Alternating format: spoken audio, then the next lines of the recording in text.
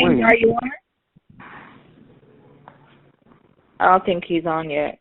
not on yet? Okay.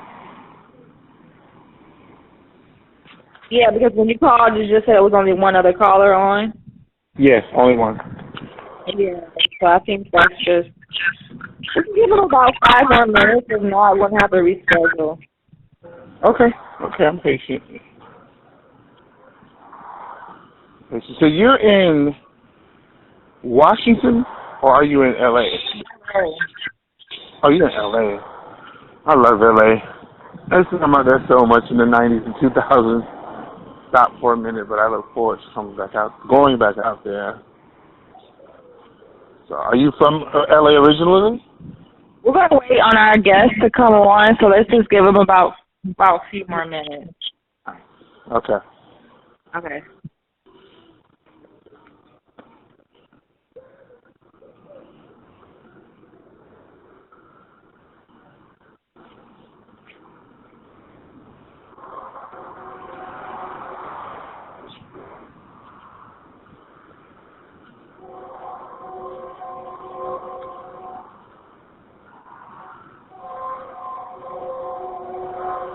Shower.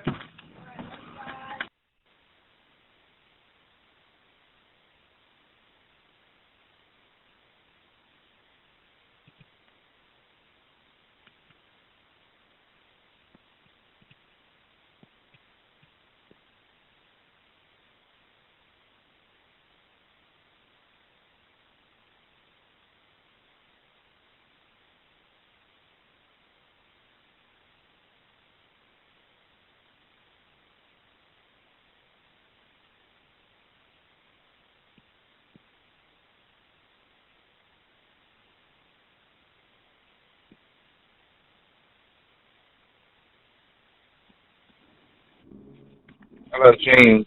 Are you on the line?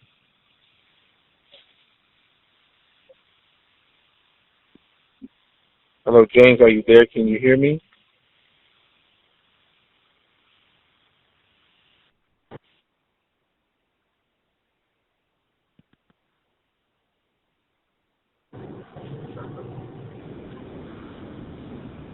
Hi, James. This is Stephen. How are you?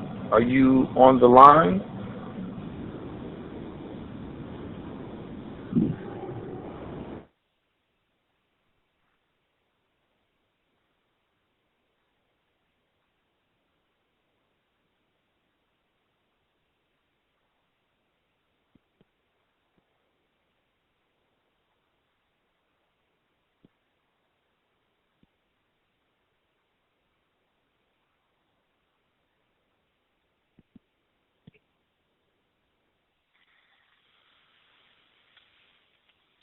Hi, James. Are you there?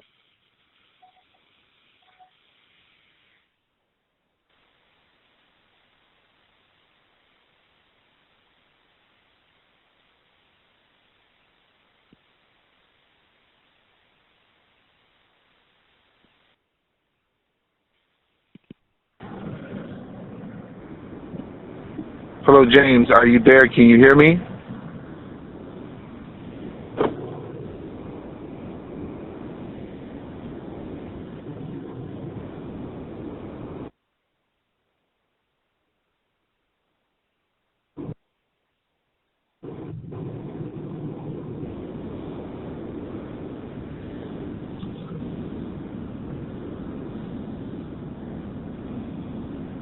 James, if you can hear me, just call back and make sure you're punching in the right numbers in the key code.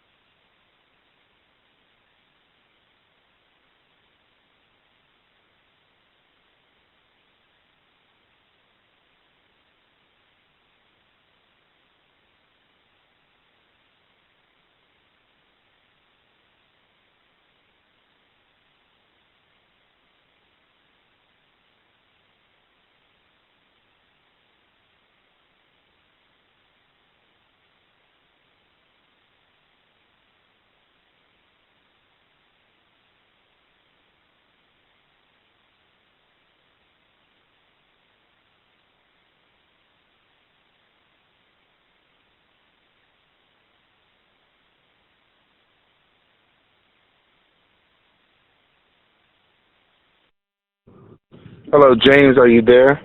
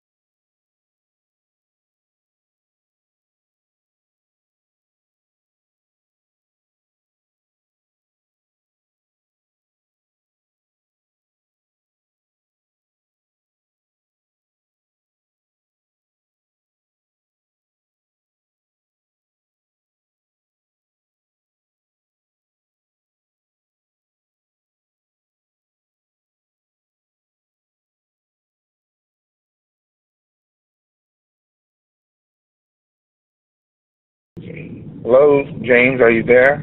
Yes. Oh, hi, how are you? This is Stephen Smith. Welcome. Hey, good evening. How you doing? We're good. I'm glad you're on the line. Seems like we were having some connection issues, but... You did. I kept getting someone else's number. It was funny. I could have sworn I was dialing the number correctly, and it kept giving me to somebody named Asia Lee, something like that. And then I was on. It was crazy, but I'm here. Okay. Well, we just want to welcome you to our radio. You know, this is a radio station that we're dedicated to the promotion and literacy and the advancement of authors like yourself and writers from unrepresented groups. My name, again, is Stephen Smith, and I'm just pleased to have you on the show. Thank you so much. Pleasure to be here. Okay. I'm just going to tell the listeners a little bit about you, and then we're just gonna go with the flow. You know, go with the flow. I do have questions, but I just want to go with the flow because I want people to really get to know you for who you are and what you're doing. Sounds good. Sounds great. Okay. Well, everybody, welcome to Obawa Radio. Again, my name is Stephen Smith. I'm your host for the evening, and we have with us none other than Mr. James Gordon. Mr. Gordon is better known as GPA, the greatest poet alive. We have Muhammad Ali, which is the greatest man alive, but we now have Mr. Gordon on the line, the greatest poet alive. That's right. He's an international award-winning author, a champion, a storyteller, and a rising actor from the south side of Chicago. Woo! Brother, you came through the ranks. You've seen a lot there. So you have a lot to tell the people. Yes, I do. Ladies and gentlemen, I'm also on Facebook Live with my people. Ladies and gentlemen, we have some connection issues. But, hey, listen, perseverance triumphs over technology any day. I'm live on UVAW with my man Stephen Smith. It's the most electrifying man in poetry, the gangster of love, the most dangerous man in storytelling. Man, Raz an actor, as you've been seeing me, and I'm here live, baby.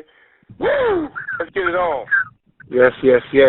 Let me keep filling the people in about all the great things about a GPA. Just to tell them a little bit more about you.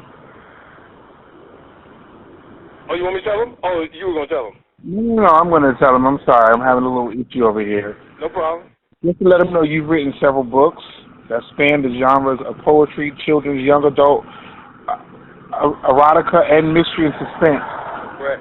You can be seen on episodes of Empire, Chicago, Fire, PD, Medical Justice, Shameless, and several movies as well as commercials. You can be found at this website. You guys, make sure you check him out. It's iblowyourmind.net, and on Twitter at the greatest poet alive. That's GR, the number 8, EST poet alive.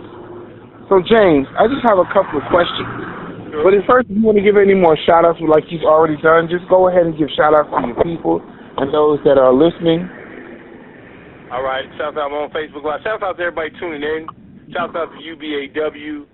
For giving these opportunities for authors to come on and share their work and be promoted and such. That's an awesome thing because a lot of us, African-American authors, we don't have a lot of that. So shout out to them for doing this and this opportunity. Shout out to Double P, Phyllis Porsche, checking in on Facebook Live. Shout out to Keisha LaShawn. Check her out next year. We're going to be at later this year we're going to be at the Cavalcade together. It's a dope lady. She's great with graphics and everything. You might want to check her out because she's dope at that. But thank y'all for tuning in. I'm here, man. You know what I mean? Shout out to everybody that's been supporting me throughout the year and my different endeavors. I've gone through several reinventions. So people rock with me through all of that. So, man, I'm grateful, real grateful. So thank you to all the support. Oh, yeah, no problem. We're just blessed to have you online tonight. So, my question to you, first of all, is what deems you to be the greatest poet alive? Well, the whole thing with the greatest poet alive, it started out 2009 when I first put my book together, the first book, The Confession of the Heart of a Man. I put my name and it put AKA the greatest poet alive, just as, because I'm a wrestling fan. You need a name. I know people have a name or what have you, so to go along with it. So I was like, I'm going to do that. when it came back from the publisher, it just didn't have my name on it. It just had Greatest Poet Alive. And I was going to change it. But my brother said, no, Joe, no, keep that. Keep that just like that. I said, yeah. He said, yeah, but you got to be ready for it. You know, a lot of people are going to be in their body about it. They're going to be salty and such, but he said, keep the name. And so I kept the name, and then the next year I trademarked the name. For me, for people that know me, I operate at a high level of confidence. I believe in certainty. I don't believe in perhaps or maybe. I use them in a poem, sure, but I don't believe in perhaps or maybes or happenstance or whatever. I believe in certainty. And then if the certainty doesn't occur, then you just need to make an adjustment. It wasn't that time for that or whatever. I don't believe in the ambiguity of having to depend on something else unless it's God.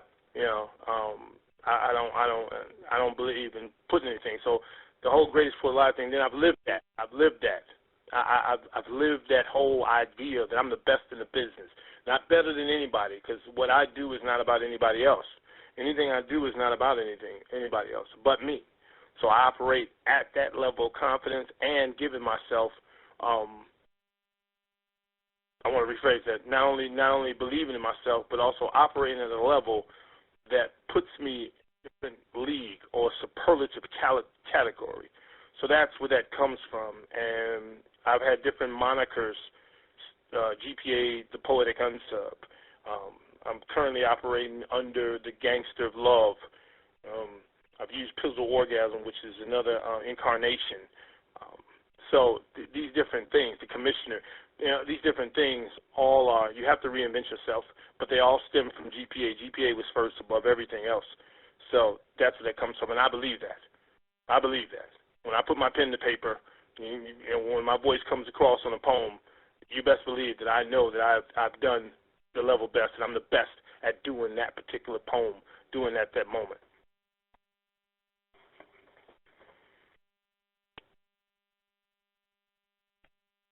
Sheila? Hello? Yeah, sorry, we're having a little slight issue. As I was saying, as I'm listening to you, I hear your voice. Confidence is key. I hear the confidence in your voice. I don't know if it's based on the things you've been through, the things you've experienced, and what you've dealt with in life, but I hear the confidence in your voice, and like you said, the best at what I do. I am the greatest poet alive, and the name wasn't a coincidence. It was meant for you to have that name because it was coming out of you. So I applaud you on that. So let's get right into it. Let me just ask a couple of questions. So when did you first leave, or when you first wrote your book? When did you first decide you wanted to become an author? A friend of mine who is no longer with us, Elwood Pegram, he said to me in 2007, he says, hey, man, you need to put these poems that you write and share with people in a book. You need to get out here and sell your book. People want to hear this type of poetry. And my first book, The Confessional Heart of a Man, was really raw. I liken it to Get Rich or Die Trying by 50 Cent, or It's Dark and Hell is Hot by DMX, because it was just rough. It wasn't, as 10 books later, I'm a different author now. I've learned some stuff and figured out and what have you. The first book was just, I'm going to take these poems, I'm going to convert them to Microsoft Word, because they were written on a typewriter. I'm going to convert them, I'm going to put them in a book, put a cover on it, and here we go. We're going to go out here and sell this book. We're going to go to different poetry events. We're going to go state to state and have them in the car. We're going to push them down people's throats. We're going to push this book. But it was in that time when he said that to me. Before that, I just wanted to write poems. And it's still true. I just want to write poems. But he said, you should be an author. And so I took that with him. And especially once he passed, I knew I owed that to him, and also my dad, who said I should write a book a long time ago, decades ago. Okay, great. I love the story because you're saying someone else came along and said, hey, you need to do this. See, that's the beautiful thing of you being an author. Someone has seen in you what they know that you have, and they're saying, I see it. You need to do this. And now that you've written this book, and I'm sure you dedicated it to your friend that passed on? The second book. The second book? Okay. I just I just put poems in there and thanked my family and stuff. But the second book, the Book of 24 Orgasms, I put his name in there. His name is in the dedication because, well, it just was. So, I mean, it just was. And then him, my dad, and then my family was always close. So, yeah. Okay. Okay, great. And I can hear, even in your voice, when you started talking about him, your tone changed. That means this person meant a lot to you, because this book wouldn't have happened, if I'm wrong, stop me, if he wouldn't have pushed you, because you probably didn't see it within yourself. Now that you have this book out, you just got to keep going, dedicating it to him, and like you said, God. Those are your key things, people that God puts in your path and who needs to be in your life to help you keep going. Trust me, I do know the feeling. So we can move forward. So how did you decide on the idea for your first book? And how many books have you written so far? The idea for the first book was, I was in a federal camp. I took some money that didn't belong to me, a bunch of money that didn't belong to me, and I was in a federal camp for a few months because it was a white-collar crime. And I was sitting there, and, the thing about being, quote-unquote, locked up is you get some time to yourself that you normally don't have walking around in the world. And so I was writing these poems on this typewriter, and next thing you know, I was just like, man, you know what, I started putting poems down and sharing them with the guys who were around me. Like, man, this is really real stuff. And I wrote it in like a month, from August 27th to September 27th, because I read in a magazine, a literary magazine, you have to set a date. So I set my date as September 29th, and I finished on September 27th. I was typing poems every day, 4 or 5 poems a day, or something like that. And then I just said, hey, this is this, and there's a lot of confession, and there's a lot of dealing with being bullied, dealing with, how it is to be dark-skinned, dealing with, your self-esteem and being a father and all these type of things, and being away from the family and love and rejection. It was just a bunch of stuff. It was a cornucopia of emotions, and I put it all together and just called it The Confessional Heart of a Man, because it's everything from my heart and I'm a man. And it was just, it was therapeutic. Of course. It got to release a lot of stuff that I had on my heart and my mind and such. How many books now? That's tough, because I just finished. I just brought out the third one of this series yesterday. So let's run it through. Let's run it through real quick aloud, Stephen, so I don't mess up. The Confessional Heart of a Man, The Book of 24 Orgasms, The Mind of a Poetic Unsub, Revenge of the Orgasm, Soaking Wet Edition.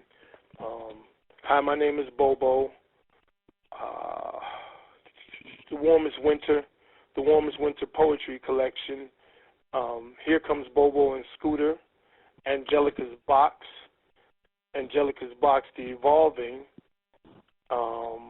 And then, Have a Thing for You, Still Have a Thing for You, No Longer Have a Thing for You. And then next week I bring out Always Have a Thing for You. That'll bring me to 15. And the last 4 are like short, I like poetic novellas. They're only like 50 pages, but still, 15. Wow, 15. Wow, that's just 15 books. Wow. And how long? And you started writing in what year? First book came out 2009. 2009. 15 books later in 2017. Wow. Your passion. I always say this: your pain produced your purpose. The passion is in what you've been through, and you're putting a lot down. And I noticed you mentioned a lot about erotica and dealing with the woman and the desires of the areas of sex and eroticizing, which is great. And we'll get to that in a minute to find out why have you been steering yourself that way. Because again, when we are going through things, I realize that our pain produced our purpose. What we've been through, we put on paper because God has a purpose for you to go through no matter what it is. And you decided to put it down. Like you said, you were away for a minute and you just started writing. You started bringing yourself out. And there could be people listening right now that may not have gone through what you've been through, but realize that, hey, if he can do it, I can do it. but you had time to really get it out there, and then God could put you in a position like that to force you to really release what you need to release because it's something He released and manifest on earth.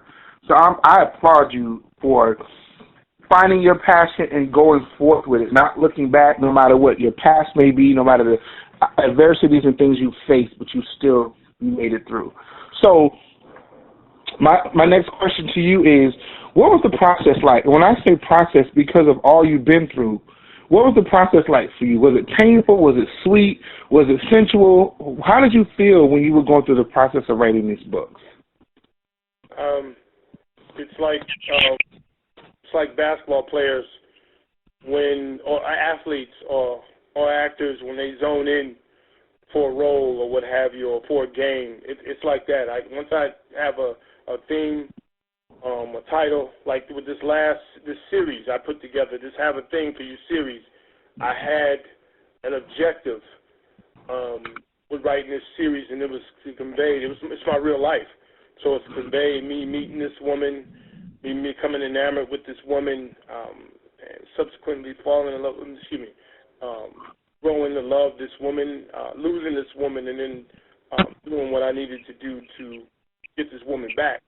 So it was just a zone that I get into. You take everything that you feel and you put it out on paper. As a poet, one of the things we have an advantage over for individuals that write other type of other genres, is that a poem can be everything. It can be angry, it can be lustful, it can be happy, it can be all these things. So I just put these things down. I just channel. So it's not so much once I get in front of the computer, it's on.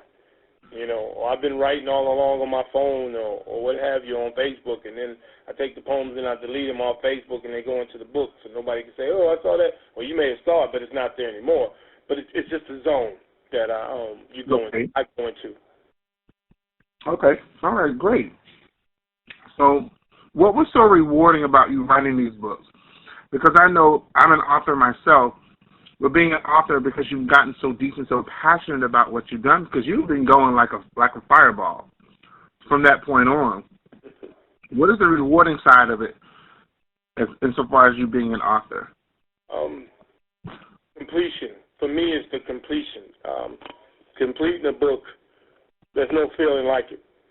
To complete it and then upload it to Amazon or what have you, there's nothing like that. To know that you sat, especially when I wrote my novel, The Warmest Winter, that was because it's like 400 pages long, and to sit there and know I did that for the first time was just really like, wow, I did that, because I never thought I could. Same way with writing sensually, erotic, because I'm not a fan of erotic poetry, to be quite honest. Not in its form, in its contemporary form with certain language. Anybody who knows me knows, and this is a slight deviation, but I don't use certain language in my poems. I don't use it because I'm talented enough and my vocabulary is wide enough, and I just believe poetry is a gentleman's language. So if I'm speaking to a lady, or a lady sees it or hears it, I want to speak in a manner whereas I arouse her without offending her. But and to further answer your question, it's nothing like finishing. It's nothing like finishing. I know the feeling. It's the best. When you put that last period, that last sentence, yes, and then start doing the autocorrection and whatnot, and then getting it to print, it's like having a baby. Yes. It's like I just had another child, and I'm proud of what I've created. Yes. So I definitely understand that part right there. That's right on. I know most people that are online, that are listening right now to you, they may have felt this at one point. I felt this at one point. So was there ever a time you felt like I'm done, I'm finished, I'm giving up, I'm not doing this anymore? Have you ever felt like that at any given time? Not with being an author. One of the things I realized about being an author, I'm going to break this down. An African American author of poetry is that I know the way people work. You got to have your audience. I always understood what it was. I went to, and I'm proud to say this, and this may sound like bragging, but I'm proud to say this. I've gone to book fairs before I had a novel, before I had a children's book. I had books of poetry, and I heard people constantly tell me, people who look like me with the same melanin, say, oh, man, I really don't read poetry. I sold them books because based on who I am, I would perform a poem or I'm a salesman, so I'm charming for what I've been told. So I use that to let people know, hey, listen, you need to open up your mind to this. I know you read fiction. I know you read this, but you need to open up this. This is some different poetry. This isn't like what you heard. This isn't like what you read. This is written in a way where you feel like you're in the poem. So as far as poetry, I didn't feel like acting, though, what I'm doing now. I felt for a little while like, maybe I'm not. Maybe this isn't me. Maybe I waited too late in my life or whatever, and I changed my thinking because that's thinking. There is no too late. There is none of that. There is just right now. Are you doing it now? Right now. I got asked, I'm sorry, I'm about to go on one of those things that I'm known for, but I got asked, what made you start acting? I said, well, the opportunity came, and I got asked to be in a couple of movies, so I went and did it, and I started from there and kept on moving. And so then the lady said, and I respect the lady, so I didn't have a problem with her, but she said, well, why now? And I said, well, why not now? Why not now? Really, you got to ask yourself, you got to ask in your everyday life, why not now? If you want to go to Rome, then to get your money together and find the plans and to make sure your passport is up to date and go to Rome. It's real simple. Most things are real simple if you set your mind to them. So no, that was the only thing I felt like maybe I couldn't. But then that changed. My thinking changed. Like I'm about to do this. And I got more roles, and I got an agent, and I've been booking more roles, and it's going to get bigger and better as we go along. You have to. You have to. Now, listen, this isn't just about being an author or writing a book. This isn't about this statement. Quote me on this. You have to look at the person in the mirror and say, you are awesome. You are magnificent. You are talented. God did not make any errors in the creation I'm looking at. Go get it. And that's basically what I embody. So, no, I don't think about anything like that anymore. I believe I can do everything, and everything that I do at a high level of excellence. And I think that's wonderful because you're now pushing them like your friend pushed you because you believe in this, and now that it flourishes, that it manifests for you, you're to the place where I need to encourage somebody else. Make no excuses. And we know people come up with excuses, but by someone having you in their face, it'll make a difference, and I don't believe in giving up. I don't know what that means. No. I don't understand that. And I listened to Eric Thomas one day. Do you know who Eric Thomas is? I've heard the name. He's a motivational speaker. And a young lady got up and asked him a question. I forgot. I believe it was on Steve Harvey or some show. But she asked him, she said to him, I procrastinate a lot. And I want to know, like, what can I do to not procrastinate, or how do I get help? And he said, I don't believe in procrastination. He says, I'm going to put it like this to you. The reason why you don't do it is because it's not a priority in your mind. If it's not a priority in your mind, you're not going to do it. If it is a priority, you're going to get it done. There's no such thing as procrastination. It's based on what is more of a priority over the others. So you're making it your priority for your books and everything that you're doing to be out there. So you're teaching people, if it's important, do it. And teaching them no fear. You can't walk in fear. God didn't give us fear. He gave us power, love, and a sound mind. So we have to walk with no fear, knowing that if it's something he's placed inside of you, then that's something you need to complete because he wants it done on this earth. So I appreciate that because I'm not a quitter. I don't even know what it means. No. So just to move forward, we know that the beautiful thing is we write these books. We get all of our words on those pages, that black and white is looking good. It's making us excited. It's giving us different feelings and emotions. But the beautiful thing is this. How do you, as an author, manage to handle the business side of things? Because we know that's where it comes. I need to make money off of my stories. I need to be able to recoup and get money. So how do you handle the business side? Great question. I always tell people, I've always tried to give some insight. So from the very onset of a concept, like this Have a Thing for You series, it becomes a part of my everyday. It becomes the keywords, the hashtags.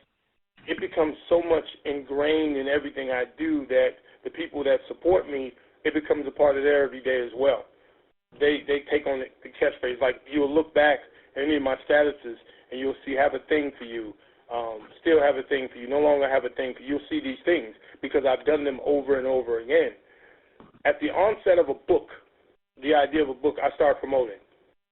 The same way there are movies. Shouts out to Danielle Leach. What's up? She's dope. Just had to shout her out. Been rocking with her for a while now. She's dope. I had to say that. I do them like movies. A movie comes out. Take a movie like Batman vs. Superman, Dawn of Justice. I'm a comic book nerd, geek. The movie came out last year, but it was promoted over a year. You kept hearing about it. It built the anticipation up. Why not do that for your book? Why not keep talking about your book? Not necessarily dropping links in a thing. I mean, it's each to his own, but why not keep talking about your book? Why not bring it up in conversations? If you're on social network, the easiest and the least expensive way to promote anything, why not make that a constant rotation on your Facebook, your Twitter, your Instagram, your YouTube? Why not have that in? Why not have that in there? And so people have no choice but around it. I've been saying for the last several months, A Cruel Summer. It's my next novel. It's to follow up to A Woman's Winter. I dropped that on the status. People were like, oh, yeah. I was on an interview, and I said, hey, A Cruel Summer. They said, finally, because I've been talking about it, because I went on and done interviews about it and built it up, got the cover, dropped the cover. Book wasn't even finished yet, but I had the cover. Dropped the cover out, like, take a look. Shout out to Drea Delgado. She did the cover for that. So you just have to treat it like a business. And then also, what a lot of authors don't do, you're not out here. Yesterday I was at Printers Row. Next week I'm a featured author in Milwaukee. A couple of weeks after that I'll be in Indianapolis. Another month down the line, where I'll be? I think I'm in Atlanta. No, not Atlanta. But then I'm back here. Then I'm in Kentucky. Then I'm somewhere else in Chicago again. As an author, especially as an independent author, you got to get out here with people. People love movement. Wait, here's a better one. Quote me. God rewards effort. Yes. God rewards effort. You can pray all day. I pray all the time. I pray constantly for forgiveness, for thanks, for mercy. I pray all the time. But effort. The reason I can book roles is because I'm going out here auditioning. The reason I can sell books is because people say, hey, dude is out here. He's writing constantly. He's among us. He's out at these different fairs. So you got to do that. That's the only way a business works. I mean, and then when you see authors who are acclaimed and best-selling and such out there, you got to be out there with them. You got to network with them. You meet them and what have you, and show up at events they're at. So that's how I do it. And I've been very fortunate to, like I told you earlier, Stephen. Before I had a novel or a children's book, I wrote exclusively poetry books, and I was still at events and I was selling books. Why? Because I believe this product I had in my hand, which is my art, this product I had in my hand was just dope, and you have to have it. You know, especially ladies. Ladies, they have to have it. Oh, my goodness. Speaking of ladies, let me tell you, an awesome lady who I don't even know what to say. Double T, one of the super reviewers, and just an awesome lady who I can't wait to meet, Tiffany Tyler. Just shout out, hey, Double T. Just an awesome lady. Just you got to treat it like a business. And if you treat it like a business, you have to operate at a high level of business. You have to do things, exactly. You have to do things that a successful business does. Exactly. It's your product. It's a brand, and you have to find the niche. You have to read and find other people that you have to mimic or imitate. Not saying you have to be them. Say, well, how did you do it? How did you make it happen? Like you said, God gives it to you. But the Bible says faith without works is dead. You got to put action in what you believe. If he sees that you're going to these interviews and these auditions and you're putting your books out there and you're connecting with the right people, it's already set up for you. But how he can't walk you through the door, he can't carry you. You have to go on your own. So he wants to see, okay, you believing in me, and that's what's blessing you. You're coupling your faith with your gifts and the book that you're putting out, and when you're going for the auditions for the different shows. That's why things will continue to work out for you. You know, and I know people have their different beliefs on what they believe and what they don't believe, but this works for you, and you're saying God's doing this because you're putting your action. So those that are out there may say, hey, you know what, let me try this God thing because this man is going places.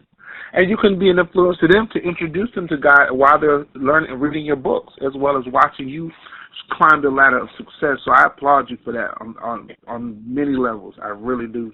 Hey, Barbara, I have to shout out somebody else. I got a great, one of the things I'm really fortunate, I've got a great crux of supporters. They come in, they'll buy books, they review books, and so on and so forth. Oh, no, I didn't know the book show up backwards. Sorry, Double P. They're saying my book show up backwards. I don't know what the, okay, but look, real quick, this is Have a Thing for You. This is Still Have a Thing for You. This is when it got bad. It's the worst 48 hours of my life. No Longer Have a Thing for You. And then next week, as you see on my cover photo, Always Have a Thing for You, and that finishes the series. What I did, Stephen, real quick, I wrote a series, Have a Thing for You series. And it was about meeting this woman, this amazing woman who I took a liking to. And I wrote a book, Have a Thing for You. I told her I have a thing for you, and she didn't believe me because you hear the ladies, women hear that stuff all the time from dudes. They do. They do. And so I had to convince her. I went upon the task of courting her, which led to Still Have a Thing for You. And now she's got a thing for me, and we're in this mutual exclusive thing, and it's working, it's clicking, it's got this energy. Okay. And then we get to book 3. And sometimes, even when you're clicking, sometimes somebody wants to come in and throw shade or knock down your castle or what have you. So that's what No Longer Have a Thing is. No Longer Have a Thing for You is about. It's about that time. It was 48 hours when we weren't on the same page. It was just horrible. It was rotten. That's the best way I can describe it without any further emotion attached to it. Right. Which led so to you're basically telling your life as it happens, or as it has already happened. Yes. You put your whole life out there. Lastly, it was it's Always Have a Thing for You. You know, the task of getting her back and showing her that I'm this guy, and you know it's a love story written in poetic verse, autobiographical. Now, since you're so well versed, and it seems like the words just flow like fluid, do you edit your own books, or do you have someone to edit your books? Okay, that's a great question too. Now, listen, any authors out there, or any new authors or going to be authors, listen to what I'm about to tell you right now. I'm gonna take my glasses off so it makes sense. Listen very closely and quote me. As an author, you do not edit your own book. You do not do it. You don't do it. Do not do it. Here's why. Give you a few reasons. Number one, as an author, right, and looking at your own work, you're looking at it with a blind eye. Meaning, anybody that does anything, they believe they're doing it the best. Anybody that does anything, they believe they're doing it the best. So you're looking at it for things that maybe need tightening up. Your mind has already told you, there's nothing wrong with this. This is fine. We don't need to do anything to this. It's good. So you're going to walk through and miss some things. You might catch a comma, You might catch a comma or the wrong conjugation of a verb, whatever, sure. But you need another set of eyes. You need another set of eyes. Of course you do. Than what you already are looking at, because you're looking at it subjectively. You aren't objective. No matter how objective you think you are, you aren't. Number two, with a novel. Now, with the poetry books, I'm kind of fortunate. I have a couple of readers to read through, and they ask me questions like, well, what does this mean? Or can I have a different style than most? But with a novel, it's even more necessary, and I got this from Neilani Kai, shout out to her. There are different types of editors. Now, I may miss something, but there are different types. Number one, of course, there's the grammatical the grammatical editor, and that's, of course, your commas, your periods, your conjugation of verbs, words that go in the right place, so on and so forth. Then there's also the logical editor. Now, once again, people, the names I may be using may not be the actual names, but the context is what makes sense. You need somebody to be able to read your novel or what have you, and it makes sense. Something, you may have a chapter that doesn't make sense in the book, or you may have a passage, well, what does this mean? Character development, and a particular character may be lacking or whatever. That editor goes through and looks exactly for that right there. They look for that. Hold on 1 second. I may lose y'all on the live. I may lose y'all because I got low battery, so if I do, I apologize. But, or maybe not. Wait, stay with me. Stay with me. Technical difficulties and such. Yeah, we need you to stay with us, too. We don't want to lose you. No, I got y'all. Y'all on my other phone, but I'm talking about my live feed. I got my live feed. Oh, okay. But, and so you've got editors like that, and like I said, there's a couple more type that you need to, bear with me.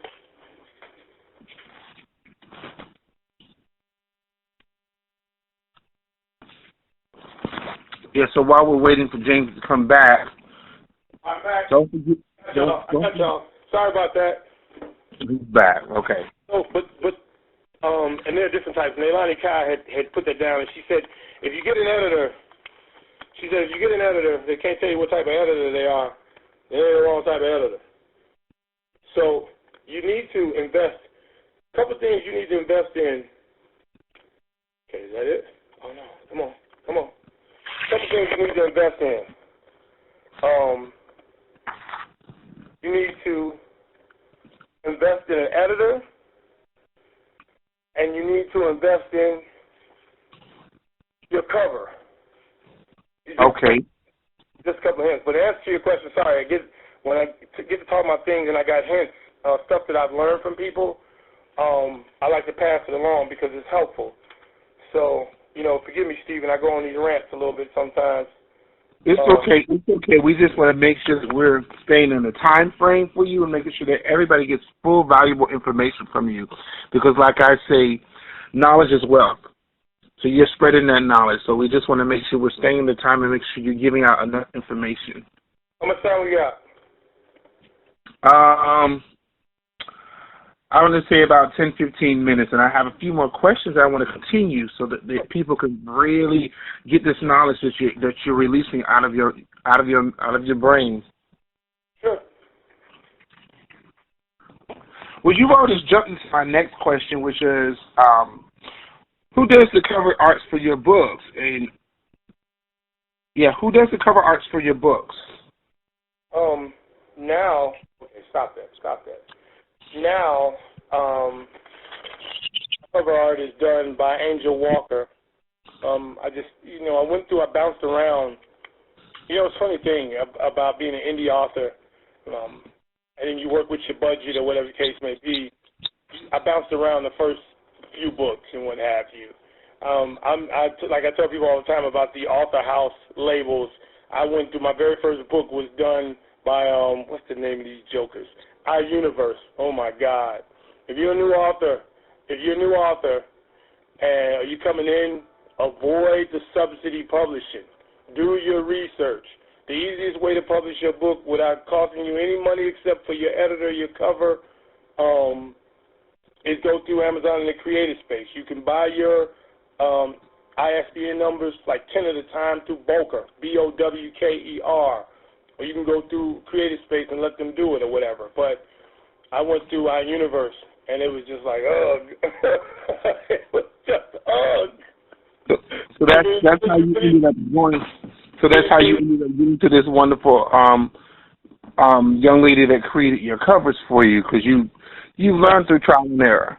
Yeah, but Angel Walker does the last 4 covers for the. She started with the Have a Thing for You series. And she did those, and these are some magnificent covers. They caught a lot of attention and helped me sell a lot of books yesterday at Printers Row here in Chicago. So I said to her at the 3rd book, I said, listen, I wanted you to do my covers all the time now. You're the person for the covers. Shout out to Angel Walker. She's dope. She does a lot of different things. She's going to do my covers now. And they're brilliant, vibrant covers, because you need that. Because the first thing somebody sees is your cover.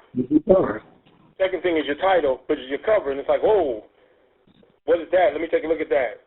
You know, I want to grab that. This is bright purple cover. What's that all about? And they come close. Part of the battle is over with because you've broken the gap. Now they look at the title. What's this about? And then you go into your pitch. Your 30 seconds. Bang. Okay. Elevator pitch. Okay. Okay, great. Well, shout out to Angel Walker. I'm sure once they get in touch with you, if they can't locate her when they speak to you, you could definitely direct anyone that needs help with a book cover. Definitely. So one of the questions I want to ask you is, and I've encountered this, and I'm sure other authors have encountered this, writer's block. Have you ever encountered it? No. And you have. Oh, no? Okay. Well, you just answered all my questions.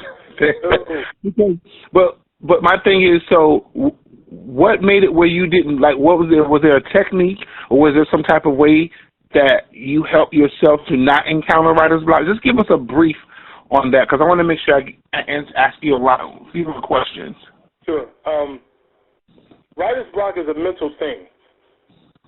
So you may not have anything to write at that moment, and you're trying to force it. So once you realize, hey, you know what, today is not the day for me to write a poem. Even though I write every day, I write a few lines or whatever. Today may not be a day for me to write a poem. Today may not be a day for me to go outside. It's hot as all get out. I'm not me in hot weather because I'm born in December. We don't really cooperate that well. So it's not the day for me to go out in the weather until a little later on. Writer's block, again, not to be redundant. Sorry about that, that's ESPN. Not to be redundant, but it's all in your head. So, and I think writer's block is one of those misery loves company things. So people can say, "Oh my God, I went through that too," or no, it's not. It's not really a thing. You just weren't supposed to write at that moment. I don't think you were supposed to write at that moment. You tell yourself certain things, and then if it's coming from your own mind, you believe them. So if you say, "I've got writer's block," then you can't write, because why? You told yourself you got writer's block.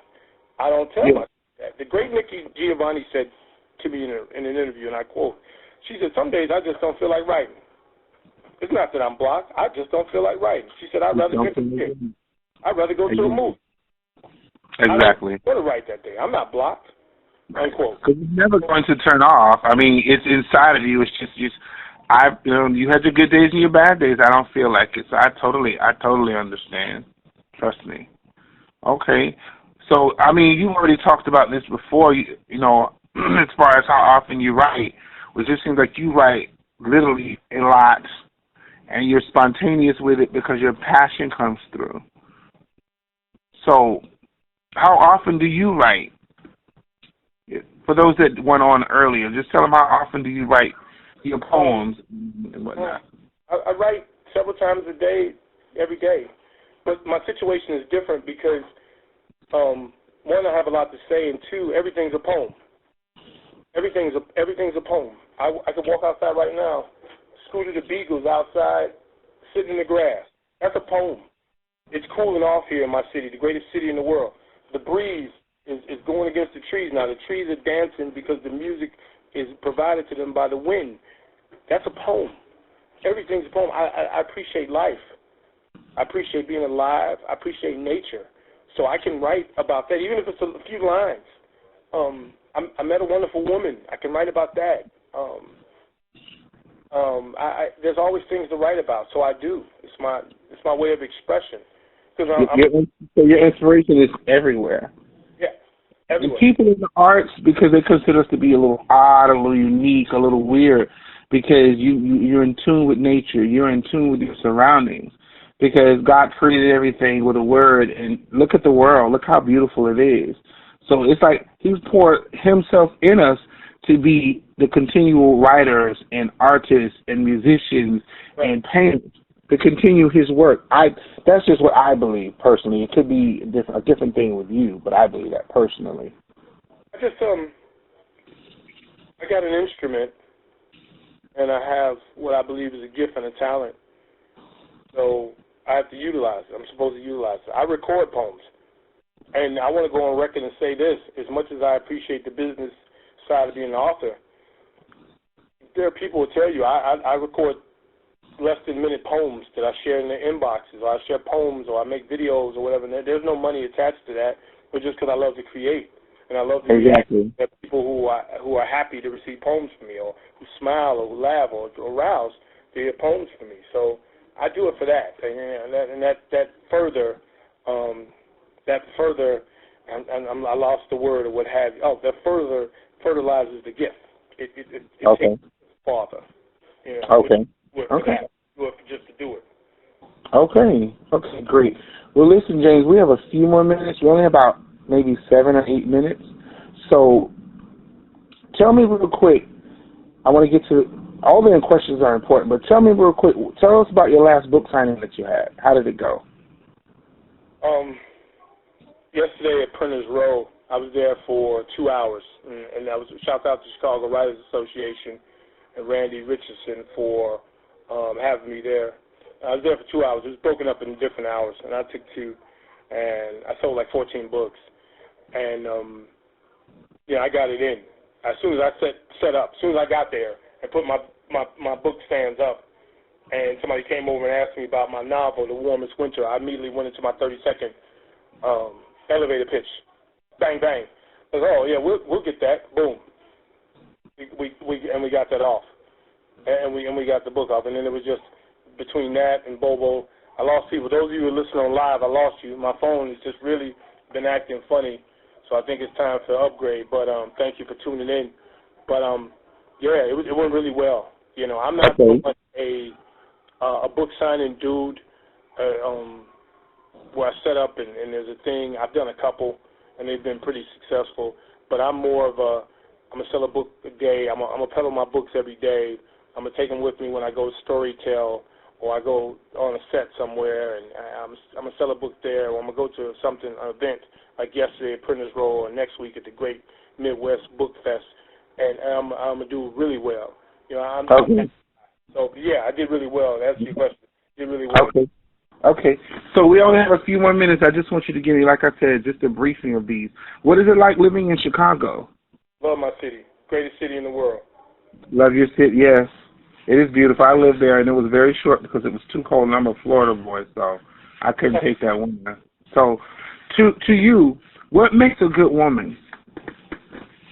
Give me 5 things. You don't have to go deep into it. Give me 5 things that make a good woman. Intelligence, humor, positivity, ambitious, and beautiful. Okay, good. Y'all listening, ladies? This is a good guy on this line right here. Y'all better snatch him up before it's too late. So who's your biggest inspiration in all that you're doing? I know you talked about your friend who passed on. But if it's that person, then go ahead. But who's your biggest inspiration? Biggest inspiration is for these poems that I write is my sugar. She's an amazing woman, and I'm really fortunate to be able to coexist with her in this life. Outside of her, as far as like the romantic poems and stuff, just to be the best and exercise this gift and everything I do to the best of my ability. Just so my family, who believes in me without fail, they stay with me all the time. They rock with me. They've been rocking with me. So my family and these supporters that show me love all the time. But my family, they really inspire me to do, because when I wasn't that good, and there was a time in our lives, everybody that went to a period, you weren't that good. I can honestly say I wasn't that good of a dude or what have you, and they were rocking with me. So I have no choice but to owe them. So yeah, shout out to family that stick by you no matter what. Yep. You're thick and thin, good and bad. It's nothing like them still being there, and now they can see where you're at. And wow, we never would have thought, but we knew that you were going to be something great. So they're still believing in you regardless. That's a wonderful thing. Yep. So I'm just going to run 2 questions into one. As a man of color, what inspires you the most? And also, how you did talk about your past where you were in the federal prison. Do you regret that? And then if you do or don't, how did you get through it? Because your poetry was life to you. I'll take it the second one first. If I don't spend those 10 months in a camp, there's no GPA. We aren't having this conversation right now. There aren't any 15 books. There's nothing. I don't become this guy without those 10 months. I don't become this guy. I needed that. That needed to happen. As twisted as it may sound to somebody or whatever, and not that I would really care, but because I wouldn't, but that was, I believe, honestly, God said, you know what, I need you to take this time out. Take this time out because there's something else for you to do. What you're doing or what you think you're doing, working a job or whatever the case may be, no diss to anybody working, that's not what that is, but I was working a job, making a decent wage and what have you and whatever, but this other side of that, the other side of the bridge, I'm to become something more special, more impactful, living my purpose. So that doesn't happen without going through that. Okay, yeah. Like I said, sometimes the darkest places bring out the brightest of you. Like they said, a seed can't grow if it's not buried. So God had to sit you down to really pull out the best in you, who you really are, what He created you, and the plans He had for your life. That's why He allowed, because He could have stopped you from going there, but He allowed you to be in that situation to really bring out what's inside of you to help people like that are dealing with situations or may need to see your writings today. So it makes a difference. Trust me. There's a timing for everything. Yeah. And the time that time was that time for Him to do what He needed to do. So big ups to the Almighty. So you said you're in a relationship now with a young lady, correct? Yes. Okay. So tell the listeners how it is that you guys met. Yes. Give me a brief one. I know it's a long one, but, I know you can condense it for us. I think I really believe it was divine intervention. Because I was lost. I was focused on my career and doing those things, but my heart was lost. And I really believe that God said, you know what, I think it's time for you to experience this. And so I met her, and she was seeing somebody. And so, it was a while ago. So I kind of, of course, you respectfully, you're like, okay, cool. And you just, you interact and what have you. And then she wasn't seeing anybody anymore. And I said, okay. And so I just went and I asked her out. I said, we should go out. And then it's been epic ever since. So. Is she on the line right now listening to you? She might be. She might be. Is there anything you want the listeners that you want to say to her while the listeners are listening? Because they're being nosy right now. Listen, love, listen. You have to understand. I am grandiose and flashy by nature. It is part of the aura of this melanin peacock that I must do so. I find my humility. I find my humility when I bow in prostration in prayer, when I speak to my parents, when I'm walking next to you. I realize in each of those situations what my station is. I realize more that as much greatness as I am able to siphon and enhance myself by being with you, I realize how much of an honor and a blessing it is to hold your hand and walk. You are everything to me. You are everything to me. I won't say anything. I won't lie and say that I'm not anything, because in order for you to be everything, I have to be something. And then because you're everything, I get something from you. You give me anything, and it is everything to me. You give me anything, it's everything to me. You speak to me, you say my name, you lay your hands on me, it's everything to me. And I am nothing but love. I have nothing but love. Wow. Okay, see, now y'all know what? I'm from the country, y'all. I might have to end up paying you money to write me some poetry like that, because I felt that deep down in my soul.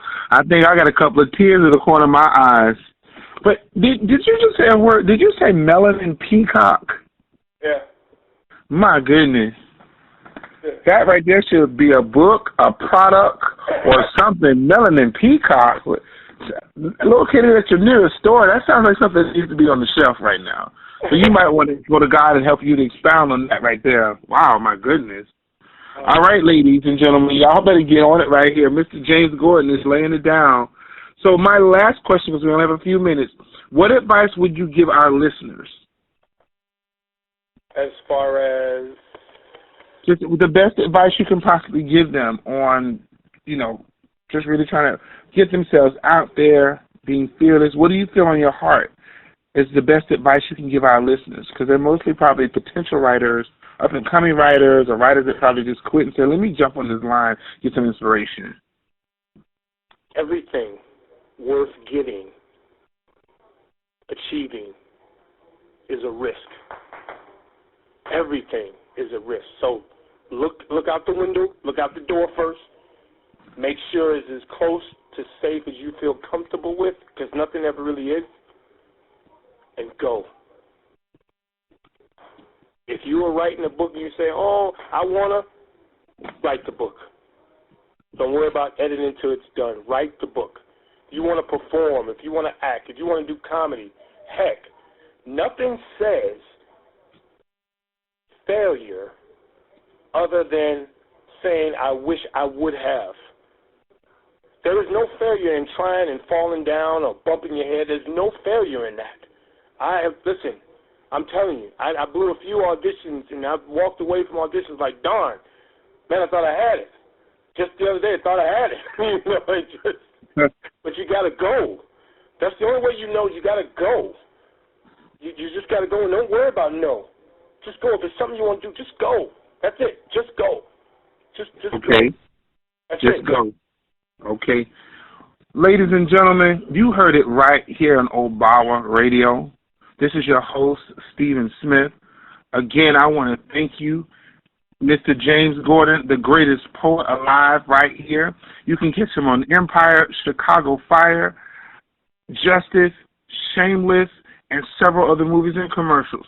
You can get in touch with him on iblowyourmind.net and on Twitter at The Greatest Poet Alive. That's GR8EST Poet Alive. I thank you again, Mr. Gordon. Don't hang up. We appreciate you. I give shout out to the Almighty God, and I thank you guys. Don't forget, I'm reminding you guys, listeners, listen. I need you guys to tune in. Next week's show is just going to be even more amazing. You think Mr. Gordon brought it, man, you just got to look forward to the next one. Same time, same place. Thank you, ladies and gentlemen. You guys have a great evening, and God bless you all. Take care, everybody. Peace. All right.